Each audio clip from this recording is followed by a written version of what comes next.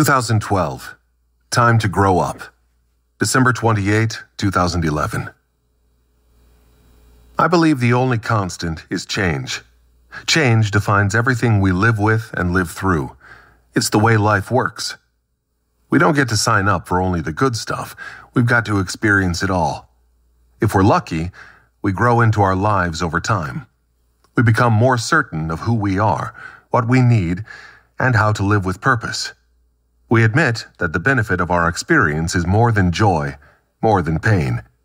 It is a patchwork quilt of every emotion, every thought, and every experience that makes life worth getting up for in the morning. And believe me, getting up in the morning is so worth it. I Am My Own Cause blog, 2010, my favorite year, December 29, 2010.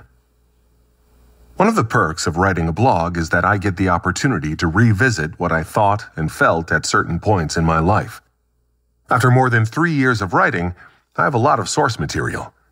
I thought it would be telling to review what I wrote exactly a year ago, when I was in the midst of making one of the biggest changes in my life I'd ever made, leaving my job of 15 years.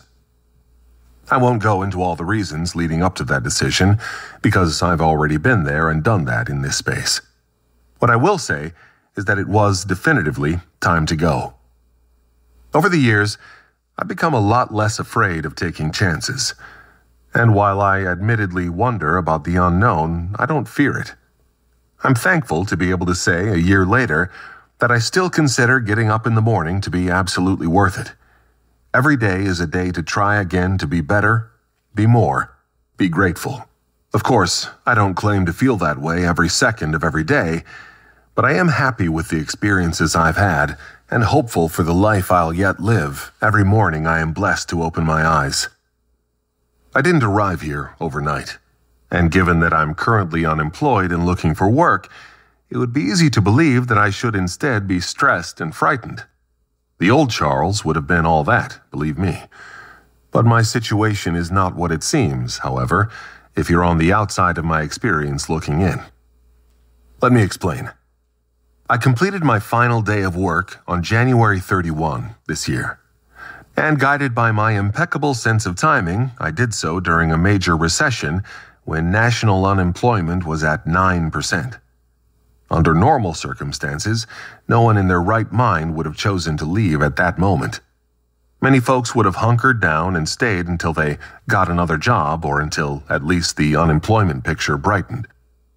I didn't do that, because while it might not have been what seemed like the appointed time, my spirit told me it was the anointed time.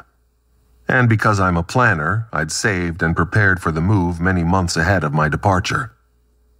I needed time to recover and heal, so I decided to take several months off to rediscover myself and determine what I wanted to do next, personally and professionally. I mean, I've been working since I was in the 6th grade. Work is what saved me and my family from poverty. Work has always given me as much as I gave it. So I worked obsessively because working always provided me the power to solve the problems I experienced in my past and didn't want to encounter in the future. Being homeless, being hungry, and being ridiculed for not having what everyone else had. The problem is that over time, I grew so obsessed with my career that I found myself indistinguishable from it.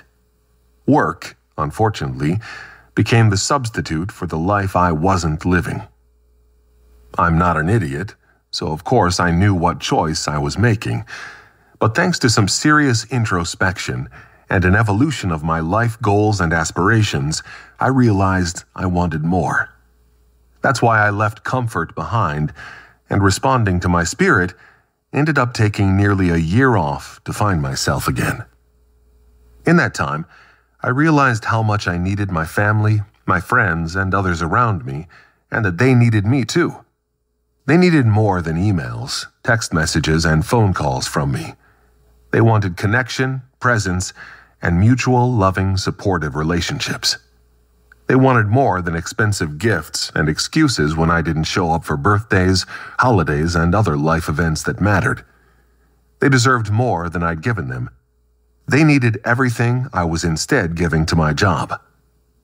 Having learned that lesson now, I can't describe how good it feels to simply tell family and friends I love them, or what a sense of connection I experience just hanging out at the movies with them because we can, or how a spirited argument with them from time to time about silly stuff, which we all soon forget, is life-affirming. A year since I wrote my goals for 2011, I now make time to call friends just to say hello, and to be there for them when they need a sounding board or a listening ear. I am, for the first time in years, open to meeting new people and not letting the logic and cynicism that used to always guide my decisions get in the way of what my heart has opened itself to wanting.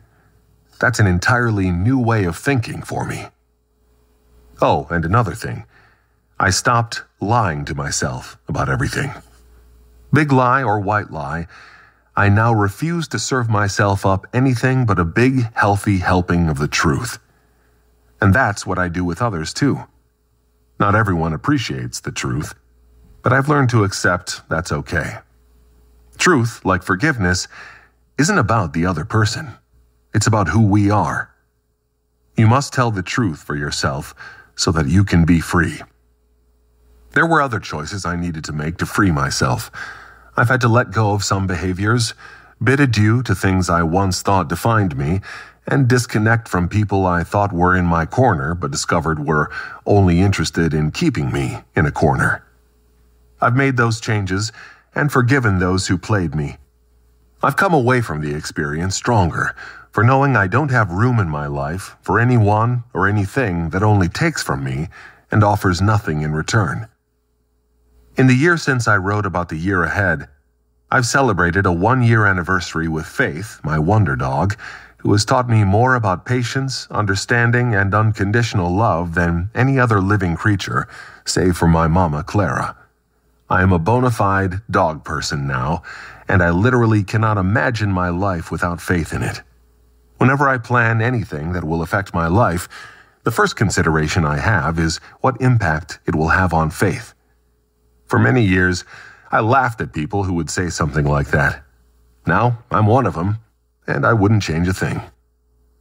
Last year at this time, I judged success differently than I do now. I clung to things of perceived value, and sometimes enjoyed knowing that some people envied my achievements, longed for an opportunity to do things I could do, and desired to meet the people I was able to meet. I thought I required a large house with 4 bathrooms, although I used only 1.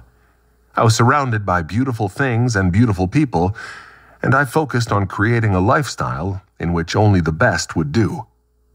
But I was miserable, frustrated, unhappy. On this day last year, however, I was on the cusp of change, and knew if I could only last in my situation for 4 more weeks, I'd be free to start again. And then, I did. Today, most of my furniture is in storage. I've given away many of the things of value I once thought I cherished. I'm living in dramatically smaller quarters and living on my savings until I secure work doing what I love. I don't have much occasion to attend fancy parties, dine at expensive restaurants, or network with the rich and famous any longer. Life, as I know it, is entirely different. It's downsized living, but I am so happy and thankful for where I am and who I am today. I ended 2010 hopeful that upcoming major changes in my life wouldn't disrupt the life I knew. A year later, I'm about to enter a new year forever thankful that every disruption did just that. You see, God had a plan for me all along. I didn't know what it was or how it would come about, but I trusted there was a plan nonetheless. And it's a plan that's still revealing itself to me every day. I'm not surprised, because He is the ultimate creator of exceptional journeys. And my God, what a journey it's been this year. Last year was only the start of a process that has since taught me much about what glorious things are possible when we are blessed to wake up every morning. And believe me, the possibilities are endless. The caveat, however, is that once we wake, we must be committed to being an active, hopeful participant in the life we are given, not just a bystander afraid of taking the big risks and pursuing what seem impossible dreams. I know for sure that without the experience of what has transpired in a year of my life, I would have been stuck exactly where I was and unable to share with you today any profound change at all. It wasn't just last year, of course, that brought me to this point. All my years of experience, each up, down, and in between, have gotten me here. And just as I wrote I hoped for last year, I've become more certain of who I am. I have a real sense of purpose, and I continue to grow into my life with each moment that the good Lord grants me. I realize where there's been loss, I've gained invaluable understanding. Where I've faced doubt, I've discovered new sources of reassurance. I have less than I did a year ago when it comes to the material world, but my spiritual bank is rich with reserves that will sustain me for all my remaining years. I have love in my life and hope in my heart every day. I live without fear, and am truer to the nature of who I am and who I am intended to be than ever before. There's been a change in me, an awesome shift that I can't deny. What is it, you wonder? Well, as I look back, I think it's this. I've not only grown, I've grown up. And you know what? I think that's an awesome way to start the new year.